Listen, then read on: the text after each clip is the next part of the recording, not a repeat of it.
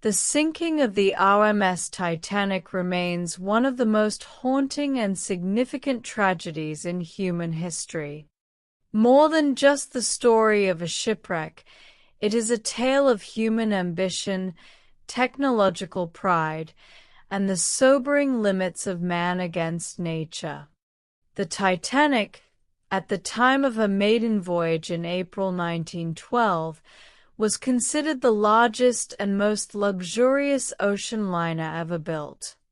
She embodied the spirit of innovation, wealth, and confidence in human progress that defined the early 20th century. Yet, her tragic fate on the cold waters of the North Atlantic stands as a reminder of vulnerability and the consequences of oversight. The Titanic was built by Harland and Wolff Shipyard in Belfast, Ireland. Commissioned by the White Star Line, she was one of three massive Olympic-class liners, Olympic, Titanic, and Britannic, designed to dominate transatlantic travel. Work began in 1909, and by 1911 the Titanic had become the largest moving man-made object in the world, measuring about 882 feet in length and weighing over 46,000 tons. The ship was hailed as unsinkable, thanks to her advanced design which included 16 watertight compartments. Even if 4 compartments were breached, engineers assured the ship would still float. With elegant dining halls, marble staircases, lavish suites, and even a swimming pool, Titanic represented the peak of luxury. However, behind this grandeur lay stark social contrasts, as third-class passengers, many of whom were emigrants, lived in simple quarters below deck, separated from the wealthy elite. On the 10th of April, 1912, the Titanic set sail from Southampton, England, bound for New York City. She made stops at Cherbourg in France and Queenstown, now Cobb, in Ireland before beginning her transatlantic crossing.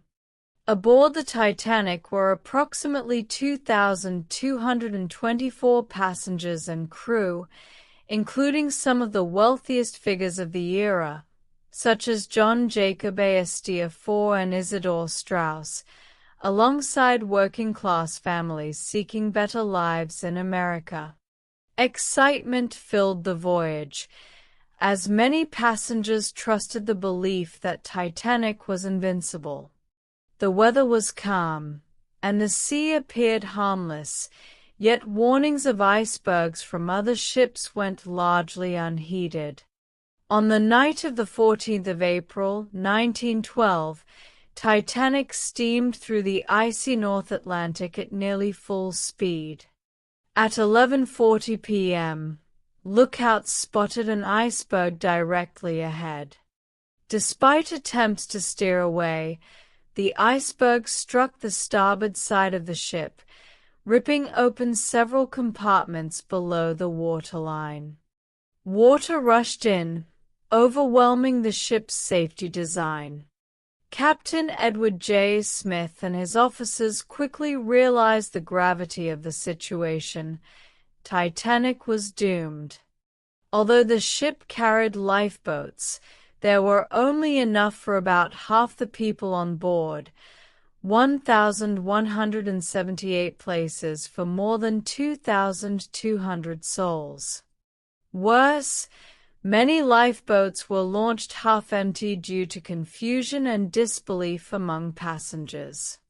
The next 2 hours and 40 minutes revealed both the best and worst of human behavior. Some passengers displayed bravery and sacrifice, such as Isidor and Ida Straus, who refused to be separated, and the ship's band, which famously played music to calm others until the end. Others fought desperately for survival, clinging to lifeboats or debris in the freezing water.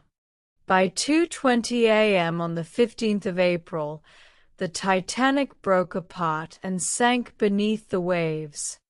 Over 1,500 people perished, making it one of the deadliest peacetime maritime disasters in history. Many froze to death in the icy Atlantic, as only a few lifeboats returned to rescue survivors from the water. The sinking shocked the world. Newspapers across continents reported the disaster, focusing both on the loss of life and the failures in safety. Investigations by the British and American governments revealed several issues: inadequate lifeboats, ignored iceberg warnings, and the pressure to maintain speed. The disaster spurred major reforms in maritime safety, including the International Convention for the Safety of Life at Sea, SOLAS, in 1914, which mandated sufficient lifeboats for all passengers, continuous radio watches, and improved iceberg monitoring systems. More than a century later, the Titanic continues to captivate public imagination. Her story has inspired countless books, documentaries, and films, most famously James Cameron's 1997 blockbuster. Beyond entertainment, the Titanic stands as a lesson about human arrogance and the limits of technology. It symbolizes the fragility of life, the dangers of inequality, and the need for humility before nature's power. The discovery of the wreck in 1985 by Robert Ballard reignited interest, as images of the ship's broken hull lying 2 miles beneath the ocean brought the tragedy back to life. Artifacts recovered from the site are displayed worldwide, drawing millions who seek to connect with history. To fully grasp the significance of the Titanic, one must imagine life aboard before the sinking. First-class passengers enjoyed French cuisine, elegant balls, and luxurious cabins. Second-class travelers had comfortable rooms and access to libraries and promenades. Third-class families, often immigrants, lived in small, shared cabins with basic meals, yet still enjoyed facilities better than many ships of the time. This contrast underscores the unequal distribution of safety during the disaster. Survival rates in first class were significantly higher than in third class, illustrating how class divisions influenced fate. Technology is not infallible. No matter how advanced, machines and systems remain vulnerable. Preparedness saves lives. Adequate safety measures and planning are essential in every field. Human equality matters. The disaster highlighted the injustice of social division, reminding us that all lives should be valued equally. Nature commands respect. The ocean, immense and powerful, remains beyond human control. The sinking of the Titanic is more than a maritime tragedy. It is a symbol of human pride, loss, and learning. It reminds us that even in an age of progress, humility, foresight, and compassion are crucial. Today, the Titanic endures not only as a memory of those who perished but also as a teacher of caution and humanity.